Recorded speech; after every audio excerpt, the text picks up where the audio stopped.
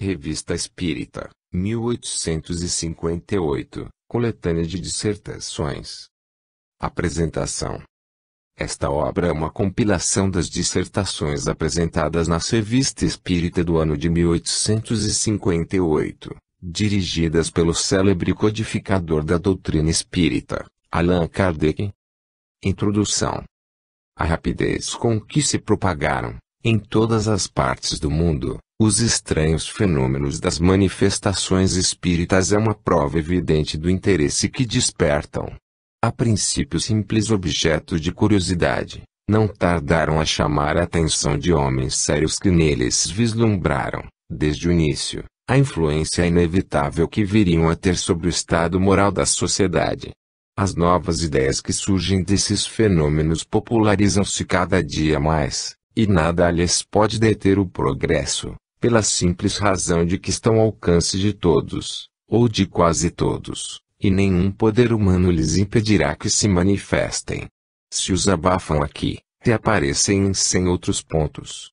Aqueles, pois, que neles vissem um inconveniente qualquer, seriam constrangidos, pela própria força dos fatos, a sofrer-lhes as consequências, como só ia acontecer às indústrias novas que, em sua origem, ferem interesses particulares, logo absorvidos, pois não poderia ser de outro modo. O que já não se fez e disse contra o magnetismo. Entretanto, todos os raios lançados contra ele, todas as armas com que foi ferido, mesmo o ridículo, esboroaram-se ante a realidade e apenas serviram para colocá-lo ainda mais em evidência. É que o magnetismo é uma força natural e, perante as forças da natureza, o homem é um pigmeu, semelhante a cachorrinhos que ladram inutilmente contra tudo que os possa amedrontar. Dá-se com as manifestações espíritas a mesma coisa que se dá com o sonambulismo, se não se produzirem à luz do dia publicamente, ninguém impedirá que ocorram na intimidade, pois cada família pode descobrir um médium entre os seus membros, das crianças aos velhos, assim como pode encontrar um sonâmbulo. Quem, pois, poderá impedir que a primeira pessoa que encontremos seja médium e sonâmbula? Sem dúvida, os que o combatem não refletiram nisto. Insistimos, quando uma força está na natureza, pode-se detê-la por um instante, porém, jamais aniquilá-la. Seu curso apenas poderá ser desviado. Ora, a força que se revela no fenômeno das manifestações, seja qual for a sua causa, está na natureza, da mesma forma que o magnetismo, e não poderá ser exterminada, como a força elétrica também não será. O que importa é que seja observada e estudada em todas as suas fases, a fim de se deduzirem as leis que a regem. Se for um erro, uma ilusão, o tempo fará justiça. Se, porém, for verdadeira, a verdade é como o vapor, quanto mais se o comprime, tanto maior será a sua força de expansão. Causa justa admiração que, enquanto na América, somente os Estados Unidos possuem 17 jornais consagrados a esse assunto, sem contar um sem número de escritos não periódicos, a França, o país da Europa onde tais ideias mais rapidamente se aclimataram, não possui nenhum. Não se pode contestar a utilidade de um órgão especial, que põe o público ao par do progresso desta nova ciência e o previna contra os excessos da credulidade, bem como do cepticismo. É essa a lacuna que nos propomos preencher com a publicação desta revista, visando a oferecer um meio de comunicação a todos quantos se interessam por estas questões, ligando, através de um laço comum, os que compreendem a doutrina espírita sob o seu verdadeiro ponto de vista moral, a prática do bem e a caridade evangélica para com todos. Se não se tratasse senão de uma coleta de fatos, a tarefa seria fácil. Eles se multiplicam em toda parte com tal rapidez que não faltaria matéria, mas os fatos, por si mesmos, tornam-se monótonos pela repetição e, sobretudo, pela similitude. O que é necessário ao homem racional é algo que lhe falha a inteligência. Poucos anos se passaram desde o surgimento dos primeiros fenômenos, e já estamos longe da época das mesas girantes e falantes, que foram suas manifestações iniciais. Hoje, é uma ciência que revela todo um mundo de mistérios, tornando patentes as verdades eternas que apenas pelo nosso espírito eram pressentidas. É uma doutrina sublime, que mostra ao homem o caminho do dever, abrindo o mais vasto campo até então jamais apresentado à observação filosófica. Nossa obra seria, pois, incompleta e estéril se nos mantivéssemos nos estreitos limites de uma revista anedótica, cujo interesse rapidamente se esgotasse. Talvez nos contestem a qualificação de ciência, que damos ao espiritismo. Certamente não teria ele, em nenhum caso, as características de uma ciência exata, e é precisamente aí que reside o erro dos que o pretendem julgar e experimentar como uma análise química ou um problema matemático. Já é bastante que seja uma ciência filosófica. Toda ciência deve basear-se em fatos, mas os fatos, por si sós, não constituem a ciência. Ela nasce da coordenação e da dedução lógica dos fatos. É o conjunto de leis que os regem. Chegou com o espiritismo ao estado de ciência.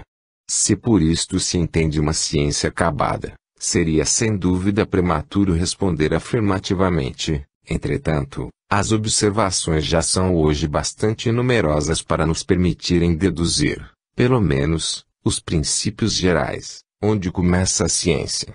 O exame raciocinado dos fatos e das consequências que deles decorrem é, pois, um complemento sem o qual nossa publicação seria de medíocre utilidade, não oferecendo senão um interesse muito secundário para quem quer que reflita e queira inteirar-se daquilo que vê. Todavia, como nosso fim é chegar à verdade, acolheremos todas as observações que nos forem dirigidas e tentaremos, tanto quanto nulo permita o estado dos conhecimentos adquiridos, dirimir as dúvidas e esclarecer os pontos ainda obscuros. Nossa revista será, assim, uma tribuna livre, em que a discussão jamais se afastará das normas da mais estrita conveniência. Numa palavra, discutiremos, mas não disputaremos. As inconveniências de linguagem nunca foram boas razões aos olhos de pessoas sensatas, e a arma dos que não possuem algo melhor, voltando-se contra aqueles que delas se servem. Embora os fenômenos de que nos ocupamos se tenham produzido, nos últimos tempos, de maneira mais geral, tudo prova que tem ocorrido desde as eras mais recuadas. Não há fenômenos naturais nas invenções que acompanham o progresso do espírito humano, desde que estejam na ordem das coisas. Sua causa é tão velha quanto o mundo e os seus efeitos devem ter se produzido em todas as épocas. O que testemunhamos, hoje, portanto, não é uma descoberta moderna, é o despertar da antiguidade, desembaraçada do envoltório místico que engendrou as superstições, da antiguidade esclarecida pela civilização e pelo progresso nas coisas positivas.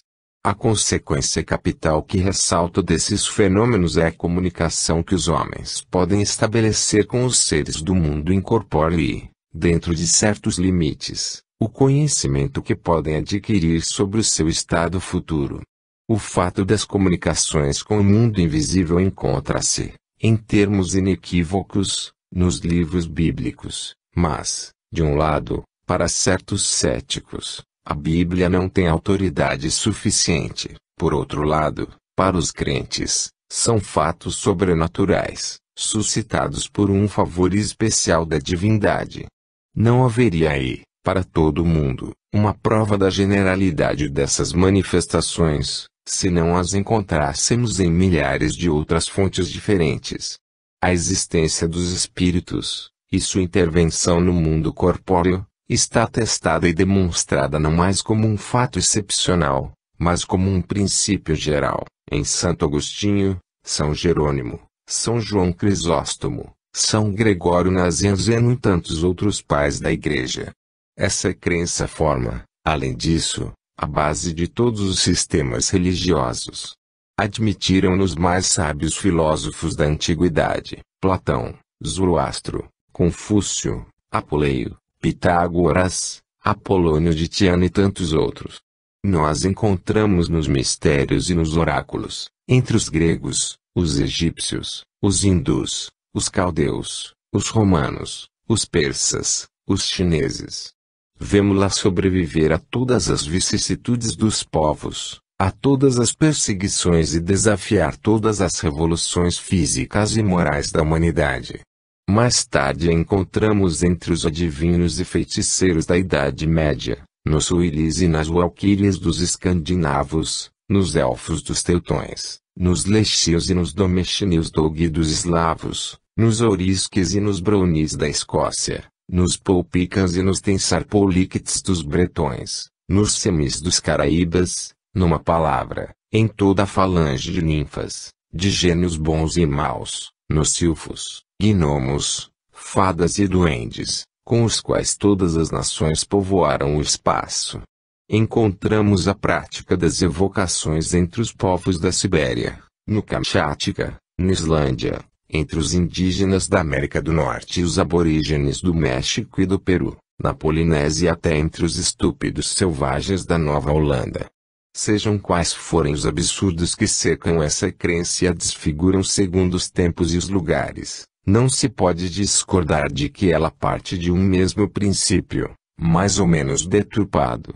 Ora, uma doutrina não se torna universal, não sobrevive a milhares de gerações, não se implanta de um polo a outro, entre os povos mais diversificados, pertencentes a todos os graus da escala social, se não estiver fundada em algo de positivo. O que será esse algo? É o que nos demonstram as recentes manifestações. Procurar as relações que possam existir entre tais manifestações e todas essas crenças, é buscar a verdade. A história da doutrina espírita, de certo modo, é a história do espírito humano. Teremos que estudá-la em todas as fontes, que nos fornecerão uma mina inesgotável de observações tão instrutivas quanto interessantes, sobre fatos geralmente pouco conhecidos. Essa parte nos dará a oportunidade de explicar a origem de uma porção de lendas e de crenças populares, delas destacando o que toca à verdade, alegoria e a superstição. No que concerne às manifestações atuais, daremos explicação de todos os fenômenos patentes que testemunharmos ou que chegarem ao nosso conhecimento, quando nos parecerem merecer a atenção de nossos leitores. De igual modo faremos em relação aos efeitos espontâneos que por vezes se produzem entre pessoas alheias às práticas espíritas e que revelam, seja a ação de um poder oculto, seja a emancipação da alma. Tais são as visões, as aparições, a dupla vista, os pressentimentos, os avisos íntimos, as vozes secretas, etc. A narração dos fatos acrescentaremos a explicação, tal como ressalta a do conjunto dos princípios. A respeito faremos notar que esses princípios decorrem do próprio ensinamento dado pelos espíritos, fazendo sempre abstração de nossas próprias ideias. Não será, pois, uma teoria pessoal que exporemos, mas a que nos tiver sido comunicada e da qual não seremos senão meros intérpretes. Um grande espaço será igualmente reservado às comunicações escritas ou verbais dos espíritos, sempre que tiverem um fim útil, assim como às evocações de personagens antigas ou modernas, conhecidas ou obscuras, sem negligenciar as evocações íntimas que, muitas vezes, não são menos instrutivas. Numa palavra, abarcaremos todas as fases das manifestações materiais inteligentes do mundo incorpóreo. A doutrina espírita nos oferece, enfim, a única solução possível e racional de uma multidão de fenômenos morais e antropológicos, dos quais somos testemunhas diariamente e para os quais se procuraria, inutilmente, a explicação em todas as doutrinas conhecidas. Nesta categoria classificaremos, por exemplo, a simultaneidade de pensamentos, a anomalia de certos caracteres, as simpatias e antipatias, os conhecimentos intuitivos, as aptidões, as propensões, os destinos que parecem marcados pela fatalidade e, num quadro mais geral, o caráter distintivo dos povos, seu progresso ou sua degenerescência, etc. A citação dos fatos acrescentaremos a pesquisa das causas do que os poderiam ter produzido. Da apreciação desses fatos ressaltarão, naturalmente, ensinamentos úteis quanto à linha de conduta mais conforme a ação moral. Em suas instruções, os espíritos superiores têm sempre por objetivo despertar nos homens o amor do bem, através dos preceitos evangélicos. Por isso mesmo eles nos traçam o pensamento que deve presidir a redação dessa coletânea. Nosso quadro, como se vê, compreende tudo quanto se liga ao conhecimento da parte metafísica do homem. Estudá-la-emos em seu estado presente e no futuro, porquanto estudar a natureza dos espíritos é estudar o homem, tendo em vista que ele deverá fazer parte, um dia, do mundo dos espíritos.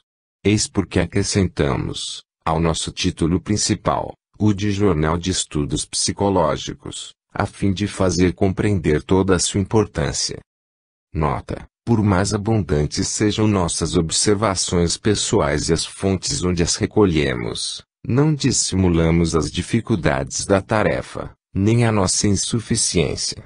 Para suplementá-la, contamos com o concurso benevolente de todos quantos se interessam por essas questões. Seremos, pois, bastante reconhecidos pelas comunicações que houverem por bem transmitir-nos acerca dos diversos assuntos de nossos estudos. A esse respeito chamamos atenção para os seguintes pontos, sobre os quais poderão fornecer documentos. Primeiro, manifestações materiais ou inteligentes obtidas nas reuniões às quais assistirem. Segundo, fatos de lucidez sonambúlica e de êxtase. Terceiro, fatos de segunda vista, previsões, pressentimentos, etc. Quarto, fatos relativos ao poder oculto, atribuídos com ou sem razão a certos indivíduos. Quinto, lendas e crenças populares. Sexto, fatos de visões e aparições. Sétimo, fenômenos psicológicos particulares, que por vezes ocorrem no instante da morte. Oitavo, problemas morais e psicológicos a resolver. Nono, fatos morais, atos notáveis de devotamento e abnegação, dos quais possa ser útil propagar o exemplo. Décimo, indicação de obras antigas ou modernas, francesas ou estrangeiras, onde se encontrem fatos relativos à manifestação de inteligências ocultas, com a designação e, se possível, a citação das passagens. Do mesmo modo, no que diz respeito à opinião emitida sobre a existência dos espíritos e suas relações com os homens, por autores antigos ou modernos, cujo nome e saber possam lhes dar autoridade. Não daremos a conhecer o nome das pessoas que nos enviarem as comunicações, a não ser que, para isto, sejamos formalmente autorizados. Ano 1, janeiro de 1858, número 1. Reconhecimento da existência dos espíritos e de suas manifestações. Se as primeiras manifestações espíritas fizeram numerosos adeptos, não somente encontraram muitos incrédulos, mas adversários ferrenhos e, muitas vezes, até interessados em seu descrédito. Hoje, os fatos falam tão alto que é forçoso reconhecer a evidência e, se ainda existem incrédulos sistemáticos, podemos predizer-lhes com segurança que não se passarão muitos anos para acontecer com os espíritos o que se deu com a maior parte das descobertas, que foram pertinazmente combatidas ou encaradas como utopias por aqueles cujo saber deveria tê-los tornado menos cépticos no que diz respeito ao progresso. Já vimos muitas pessoas, entre as que não se aprofundaram nesses estranhos fenômenos, concordar que nosso século é tão fecundo em fatos extraordinários, a natureza tem tantos recursos desconhecidos, que seria mais que leviandade negar-se a possibilidade daquilo que se não compreende. Esses tais dão prova de sabedoria. Eis aqui uma autoridade que não poderia ser suspeita de prestar-se levianamente a uma mistificação, a Civiltà Católica, um dos principais jornais eclesiásticos de Roma. Reproduziremos, mais adiante, um artigo que esse jornal publicou no mês de março passado, no qual se verá que seria difícil provar a existência e a manifestação dos espíritos por argumentos mais peremptórios. É verdade que divergimos deles sobre a natureza dos espíritos, não admitem senão os maus, enquanto admitimos bons e maus. É um ponto que abordaremos mais tarde, com todos os desenvolvimentos necessários. O reconhecimento das manifestações espíritas por uma autoridade tão grave e tão respeitável é um ponto capital. Resta, pois, julgá-las, é o que faremos no próximo número. Reproduzindo o artigo, o universo faz preceder das seguintes e sábias reflexões, por ocasião da publicação de uma obra, em Ferrara, sobre a prática do magnetismo animal. Referimos aos nossos leitores os sábios artigos que acabavam de aparecer na Civiltà Católica, de Roma, sobre a necromancia moderna, reservando-nos trazer-lhes mais amplas informações. Publicamos hoje o último desses artigos que, em algumas páginas, contém as conclusões da revista romana.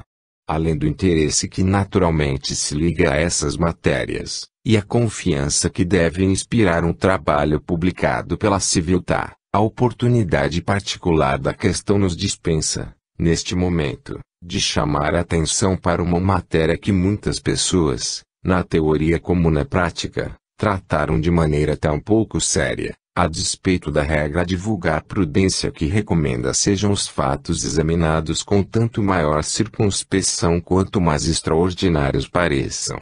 Eis o artigo, de todas as teorias lançadas para explicar naturalmente os diversos fenômenos conhecidos sob o nome de espiritualismo americano, não é uma só que alcance o objetivo, e, menos ainda, consiga dar a razão de todos eles. Se uma outra dessas hipóteses é suficiente para explicar alguns desses fenômenos, sempre restará alguns que permanecerão inexplicáveis. A fraude, a mentira, o exagero, as alucinações sem dúvida devem ter uma grande parte nos fatos referidos, mas, feito o desconto, resta ainda um volume tal que, para negar a realidade, seria preciso recusar toda a fé na autoridade dos sentidos e no testemunho humano.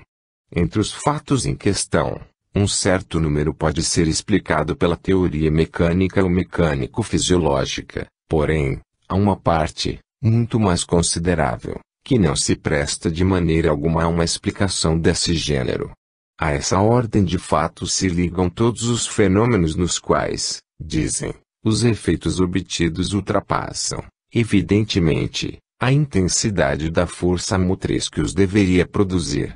Tais são, primeiro, os movimentos, os sobressaltos violentos de massas pesadas e solidamente equilibradas, a simples pressão e ao leve toque das mãos. Segundo, os efeitos e os movimentos que se produzem sem nenhum contato, consequentemente sem qualquer impulso mecânico, seja imediato ou mediato, e, enfim, esses outros efeitos, que são de natureza a manifestar, em quem os produz, uma inteligência e uma vontade distintas das dos experimentadores. Para dar a razão dessas três ordens de fatos diversos, temos ainda a teoria do magnetismo, mas, por maiores que sejam as concessões que se lhe dispõe a fazer, e mesmo admitindo, de olhos fechados, todas as hipóteses gratuitas sobre as quais ela se funda, todos os erros e absurdos de que está repleta, e as faculdades miraculosas por ela atribuídas à vontade humana, ao fluido nervoso ou a quaisquer outros agentes magnéticos, jamais poderá essa teoria, com auxílio desses princípios, explicar completamente como uma mesa magnetizada por um médium manifesta em seus movimentos uma inteligência e uma vontade próprias, isto é, distintas das do médium e que, por vezes, são contrárias e superiores à sua inteligência e vontade. Como dar a razão de semelhantes fenômenos? Queremos, também nós, recorrer a não sei que causas ocultas, a que forças ainda desconhecidas da natureza. Há explicações novas de certas faculdades, de certas leis que, até o presente, permaneceram inertes e como que adormecidas no seio da criação. Estaríamos, desse modo, confessando abertamente a nossa ignorância e levando o problema a aumentar o número de tantos enigmas, dos quais o pobre espírito humano não pôde, até o momento, nem poderá jamais decifrar. Aliás, não hesitamos em confessar nossa ignorância em relação a vários dos fenômenos em questão, dos quais a natureza é tão equívoca e tão obscura, que a atitude mais prudente, parece-nos, é não tentar explicá-los. Em compensação, há outros para os quais não nos é difícil encontrar a solução. É verdade que é impossível buscá-la nas causas naturais, porque, então, hesitaríamos em recorrer às causas que pertencem à ordem sobrenatural. Talvez fôssemos desviados pelas objeções que nos opõem os cépticos e os que, negando essa ordem sobrenatural, nos digam que não se pode definir até onde se estendem as forças da natureza, que o campo que ainda resta descobrir pelas ciências físicas não tem limites e que ninguém conhece suficientemente bem quais são os limites da ordem natural para poder indicar, com precisão, o ponto onde termina esta e começa outra. A resposta a tal objeção parece-nos fácil, admitindo que não se possa determinar, de modo preciso, o ponto de divisão dessas duas ordens opostas, a natural e a sobrenatural. Não se segue daí que seja impossível definir com certeza se um dado efeito pertence a esta ou aquela. Quem pode, no arco-íris, distinguir o ponto preciso onde acaba uma cor e começa a seguinte? Quem pode fixar o instante exato onde termina o dia e começa a noite? E, entretanto, não há um só homem, por mais limitado que seja, que não distinga se tal zona do arco-íris é vermelha ou amarela, se a tal hora é dia ou noite. Quem não percebe que, para conhecer a natureza de um fato, de modo algum é necessário passar pelo limite onde começa ou termina a categoria a qual mesmo pertence, e que basta constatar se tem os caracteres peculiares a essa categoria. Apliquemos essa observação tão simples à presente questão. Não podemos dizer até onde vão as forças da natureza, entretanto, dando-se um fato podemos dizer, muitas vezes, com certeza, segundo seus caracteres, que ele pertence à ordem sobrenatural. E, para não sair do nosso problema, entre os fenômenos das mesas falantes há vários que, em nossa opinião, manifestam esses caracteres da maneira mais evidente. Tais são aqueles nos quais o agente que move as mesas age como causa inteligente e livre, ao mesmo tempo em que revela uma inteligência e uma vontade próprias, isto é, superiores ou contrárias à inteligência e à vontade dos médiuns, dos experimentadores, dos assistentes, numa palavra, distintas destas, qualquer que seja o modo que ateste essa distinção. Seja como for, em casos tais somos forçados a admitir que esse agente é um espírito, e não é um espírito humano, estando, desde então, fora dessa ordem, dessas causas do que costumamos chamar naturais, daquelas que não ultrapassam as forças do homem. Tais são precisamente os fenômenos que, como dissemos acima, resistiram a toda a teoria baseada sobre princípios puramente naturais, enquanto na nossa eles encontram mais fácil e clara a explicação, pois todos sabem que o poder dos espíritos sobre a matéria ultrapassa de muito o poder do homem, e porque não há efeito maravilhoso, entre os citados da necromancia moderna, que não possa ser atribuído à sua ação. Sabemos perfeitamente que, em nos vendo colocar em cena os espíritos, mais de um leitor sorrirá de piedade. Sem falar dos que, verdadeiros materialistas, não acreditam na existência dos espíritos e rejeitam como fábula tudo quanto não seja matéria ponderável e palpável, como também aqueles que, admitindo que existem espíritos, negam-lhes qualquer influência ou intervenção no que diz respeito ao nosso mundo. Há, em nossos dias, muitas criaturas que, concedendo aos espíritos o que nenhum bom católico lhes poderia recusar, isto é, a existência e a faculdade de intervir nos fatos da vida humana, de maneira oculta ou patente, ordinária ou extraordinária, parecem todavia desmentir sua fé na prática, e considerar como uma vergonha, como um excesso de credulidade, como uma superstição de mulher velha, admitir a ação dos mesmos espíritos em certos casos especiais, contentando-se, em geral, em não negá-la. Em verdade, Há um século zombou-se tanto da simplicidade da Idade Média, acusando-a de ver espíritos, sortilégios e feiticeiros por toda parte, e tanto se invectivou a esse respeito, que não é de admirar que tantas cabeças fracas, querendo parecer fortes, experimentem agora repugnância e uma espécie de vergonha em crer na intervenção dos espíritos.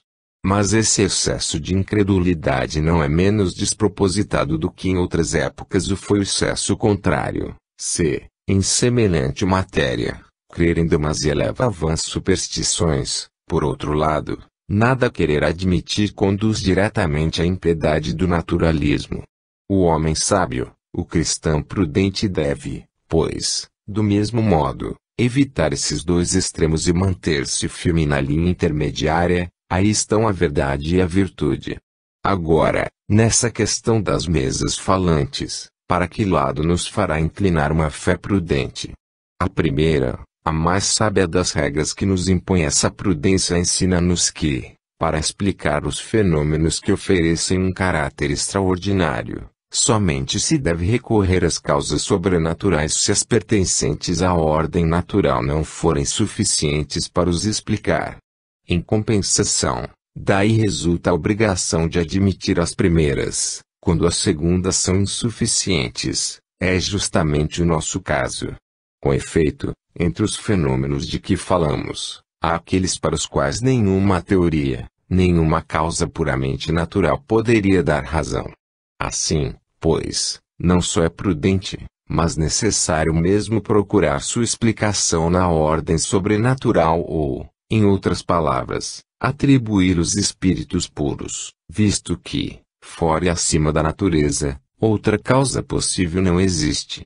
Eis uma segunda regra, um critério infalível para se afirmar, a respeito de um fato qualquer, se pertence à ordem natural ou à sobrenatural, examinar-lhe bem os caracteres e, conforme eles, determinar a natureza da causa que o produziu.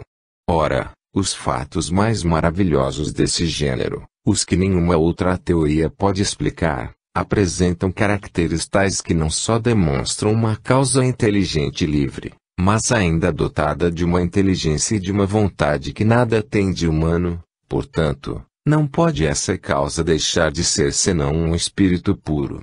Assim, por dois caminhos, um indireto e negativo, que procede por exclusão, o outro direto e positivo, fundado sobre a própria natureza dos fatos observados, chegaremos a essa mesma conclusão, a saber, que entre os fenômenos da necromancia moderna há pelo menos uma categoria de fatos que, sem nenhuma dúvida, são produzidos pelos espíritos.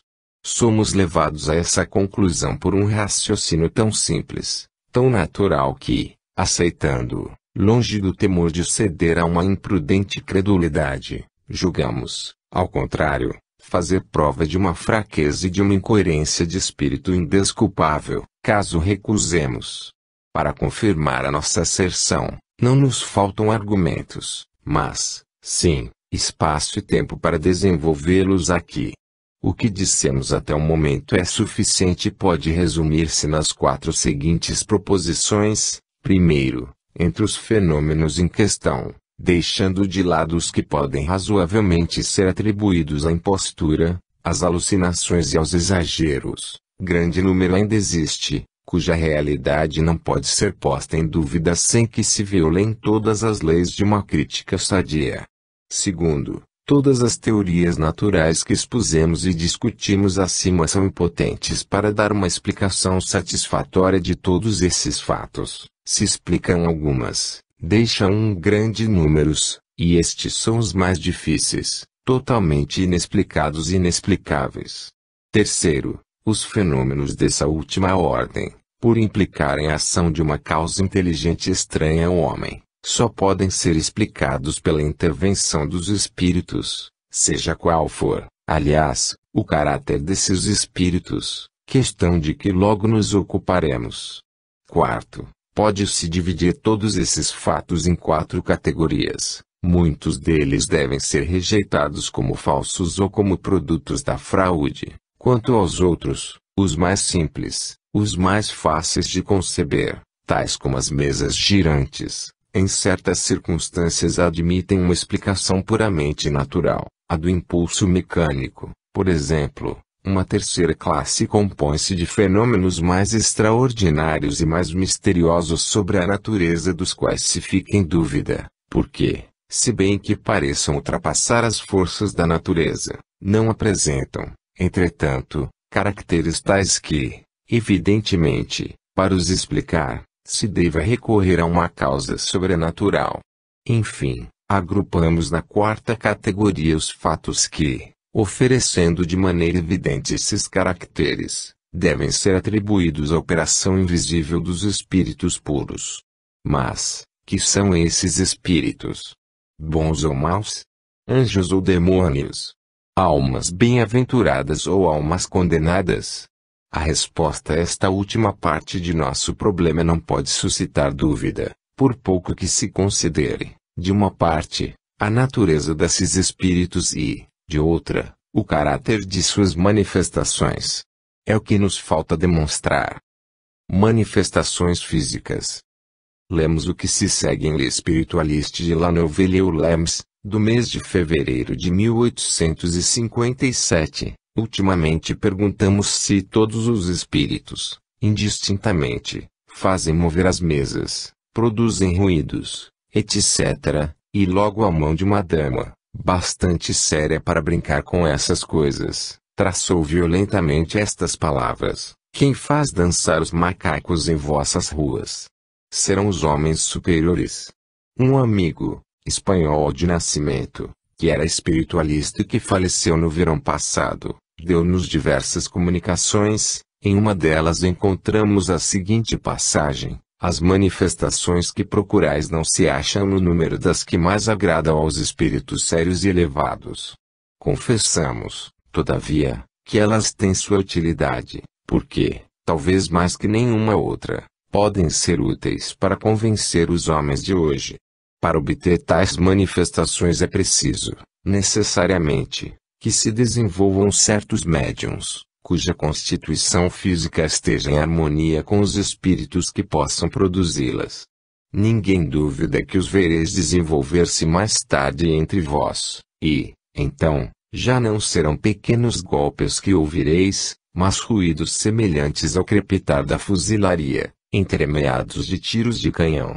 Em uma parte recuada da cidade existe uma casa habitada por uma família alemã. Nela se ouvem ruídos estranhos, enquanto certos objetos são deslocados. Pelo menos foi o que nos asseguraram, porquanto não verificamos, mas, pensando que o chefe dessa família nos pudesse ser útil, convidamo-lo para algumas das sessões que tem por fim este gênero de manifestações e, mais tarde, a mulher desse bravo homem não quis que ele continuasse entre nós porque, disse-nos este último, o barulho aumentou em sua casa. A esse respeito, eis o que nos foi escrito pela mão da senhora.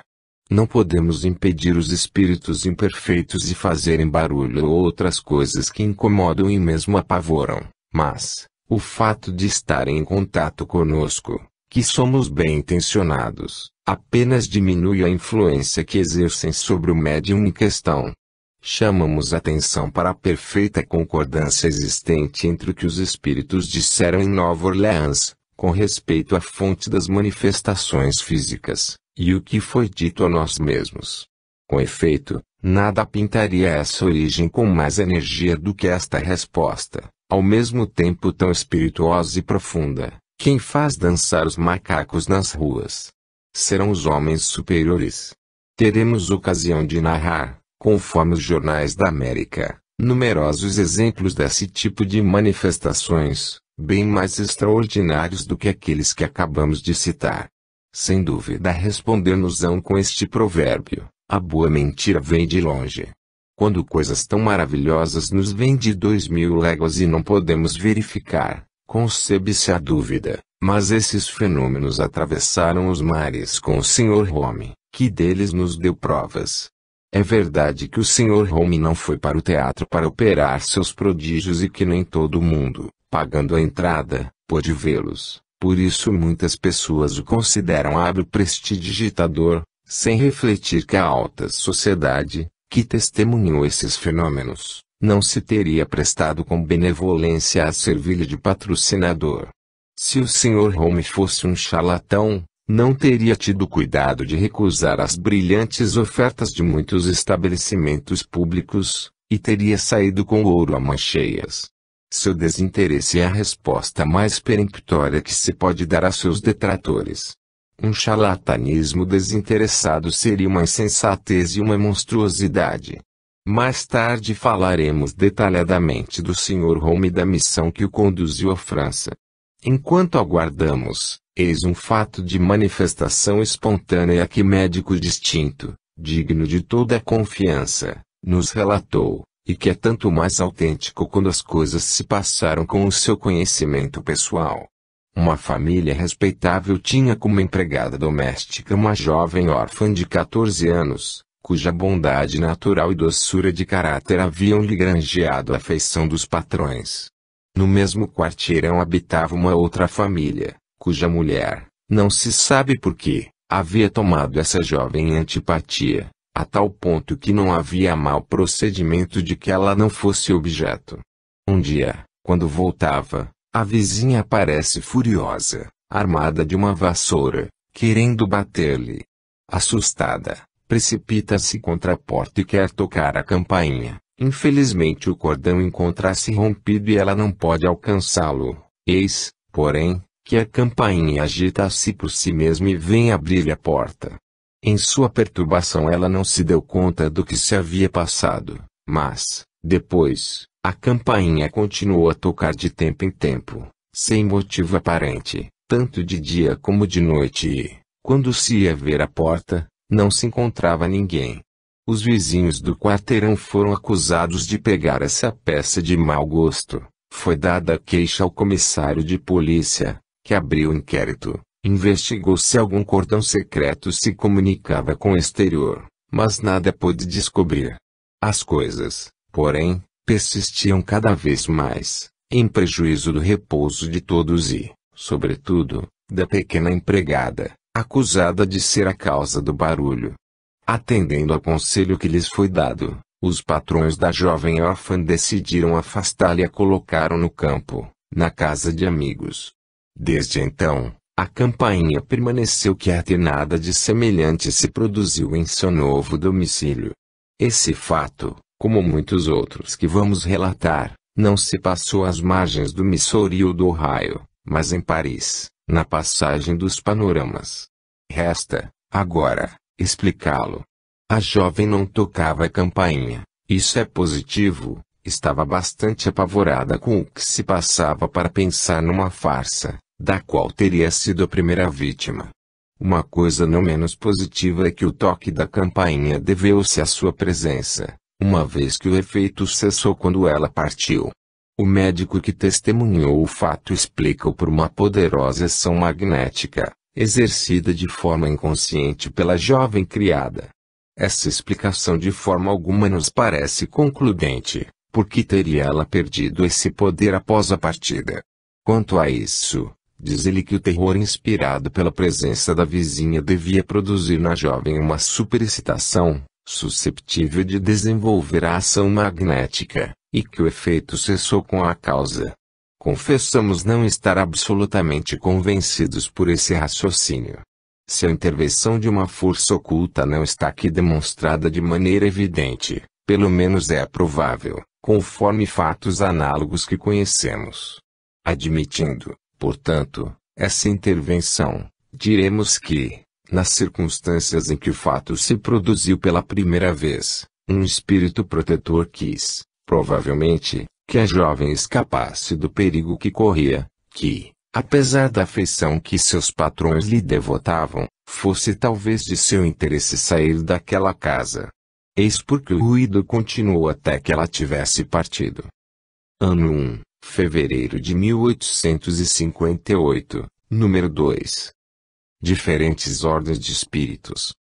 Um ponto capital na doutrina espírita é o das diferenças que existem entre os espíritos, sob o duplo ponto de vista intelectual e moral. Seu ensino, a esse respeito, jamais variou. Não menos importante, porém, É saber que eles não pertencem eternamente à mesma ordem e que, em consequência, essas ordens não constituem espécies distintas, são diferentes graus de desenvolvimento.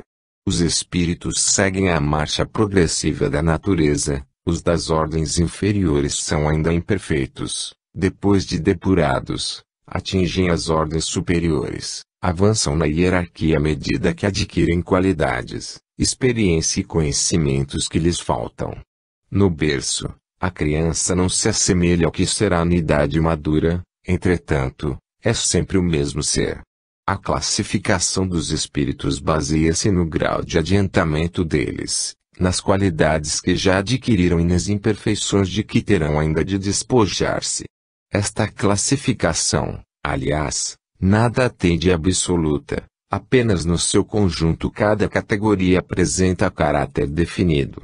De um grau a outro a transição é sensível e, nos limites extremos, os matizes se apagam, como nos reinos da natureza, nas cores do arco-íris ou, também, como nos diferentes períodos da vida do homem. Podem, pois, formar-se maior ou menor número de classes, conforme o ponto de vista de onde se considera a questão.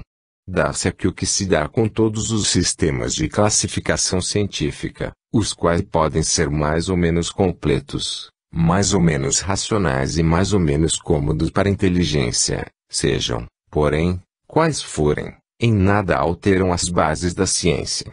Assim, é natural que, inquiridos sobre este ponto, hajam os espíritos divergido quanto ao número das categorias, sem que isto tenha valor algum.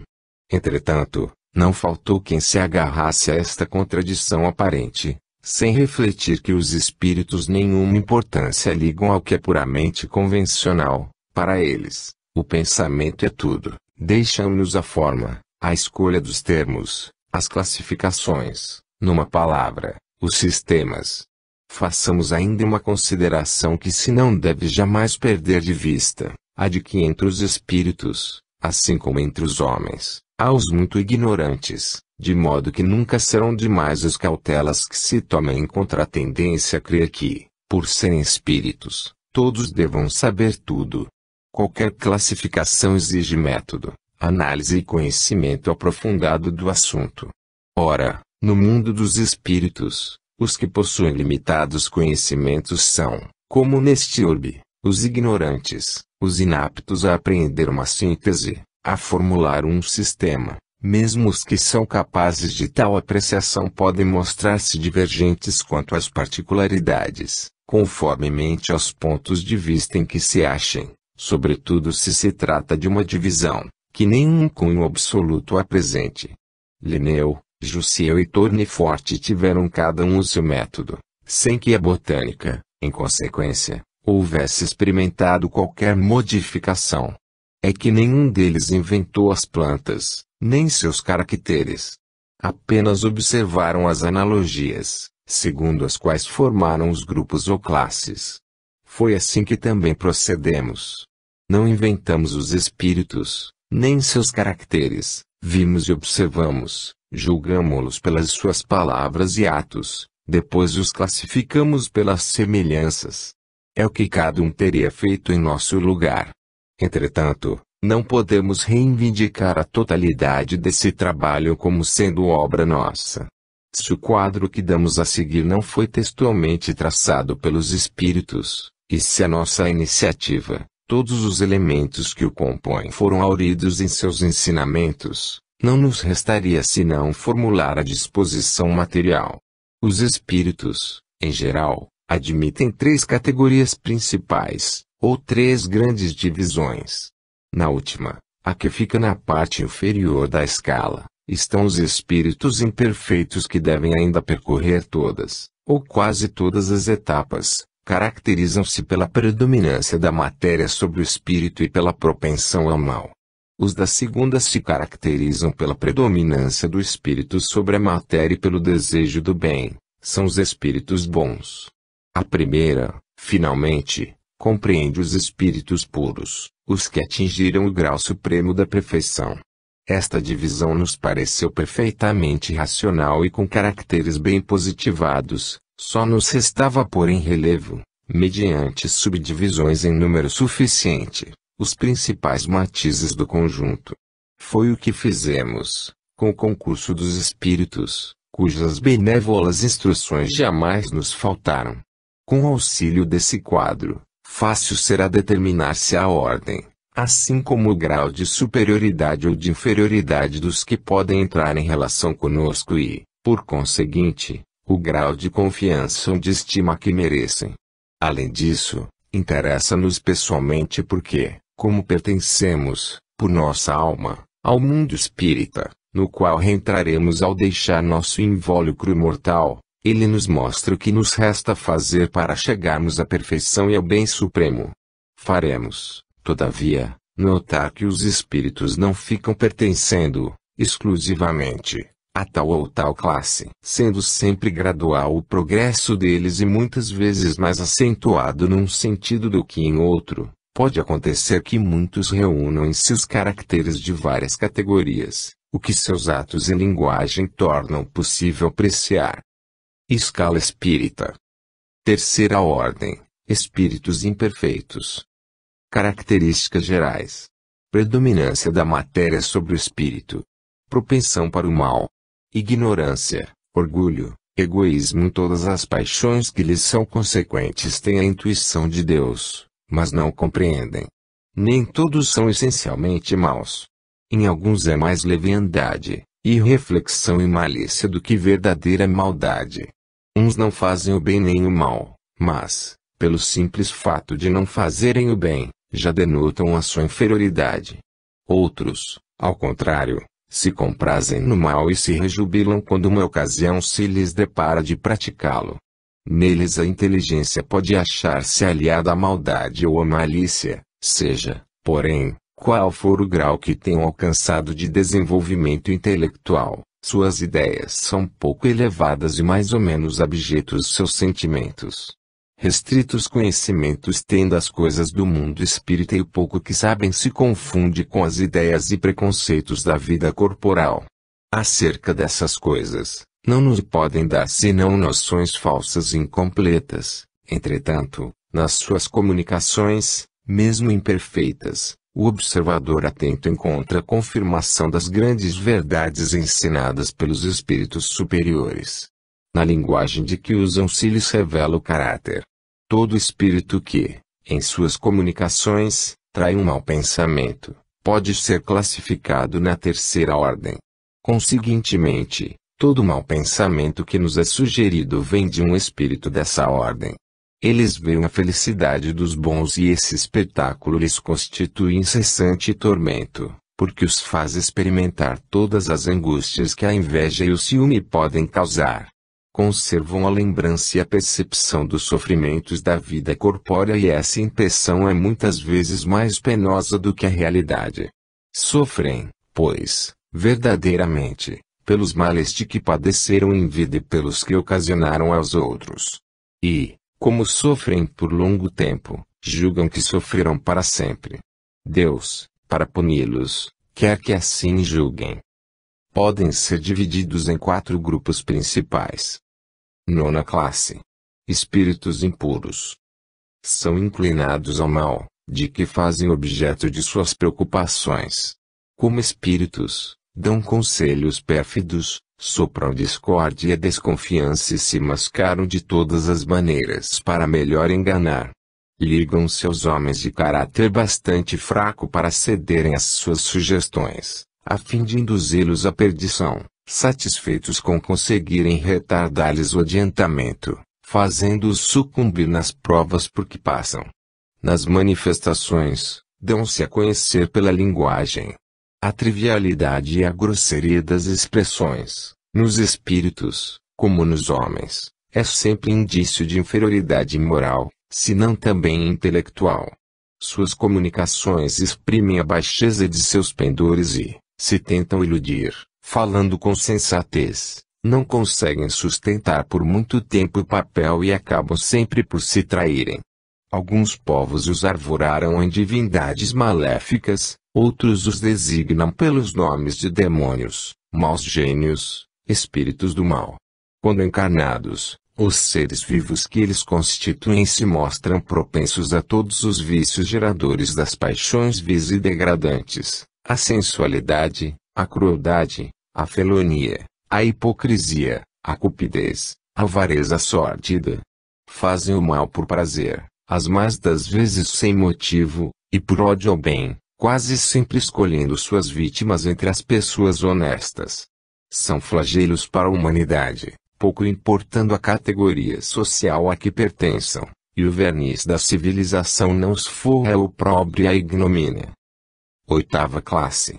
Espíritos levianos. São ignorantes, travessos, irrefletidos e zombeteiros. Metem-se em tudo, a tudo respondem, sem se incomodarem com a verdade. Gostam de causar pequenos desgostos e ligeiras alegrias, de aborrecer, de induzir maliciosamente em erro, por meio de mistificações e despertezas. A esta classe pertencem os espíritos vulgarmente tratados de duendes, trasgos, gnomos, diabretes. Acham-se sob a dependência dos espíritos superiores, que muitas vezes os empregam, como fazemos com os nossos servidores. Mais que outros, parecem ligados à matéria e ser os principais agentes das vicissitudes dos elementos do globo, quer vivam no ar, na água, no fogo, nos corpos sólidos ou nas entranhas da terra. Muitas vezes manifestam sua presença por efeitos sensíveis, tais como pancadas, movimento e deslocamento normal de corpos sólidos, agitação do ar, etc., o que lhes valeu o nome de espíritos batedores ou perturbadores. Reconhece-se que tais fenômenos não se devem a uma causa fortuita e natural quando têm um caráter intencional e inteligente. Todos os espíritos podem produzir esses fenômenos, porém os espíritos elevados em geral deixam essas atribuições aos inferiores, mais aptos às coisas materiais que às inteligentes. Em suas comunicações com os homens, a linguagem de que se servem é, por vezes, espirituosa e faceta, mas quase sempre sem profundidade. Exploram as falhas e o lado ridículo dos homens e das coisas, comentando-os em traços mordazes e satíricos. Se tomam nomes supostos, é mais por malícia que por maldade. Sétima classe. Espíritos pseudo-sábios. Dispõem de conhecimentos bastante amplos, porém creem saber mais do que realmente sabem. Tendo realizado alguns progressos sob diversos pontos de vista, a linguagem deles aparenta um cunho de seriedade, susceptível de iludir com respeito às suas capacidades e luzes. Mas, em geral, isso não passa de reflexo dos preconceitos e ideias sistemáticas que nutriam na vida terrena. É uma mistura de algumas verdades com os erros mais absurdos, através dos quais penetram a presunção, o orgulho, o ciúme e a obstinação, de que ainda não puderam despir-se. Sexta classe. Espíritos neutros.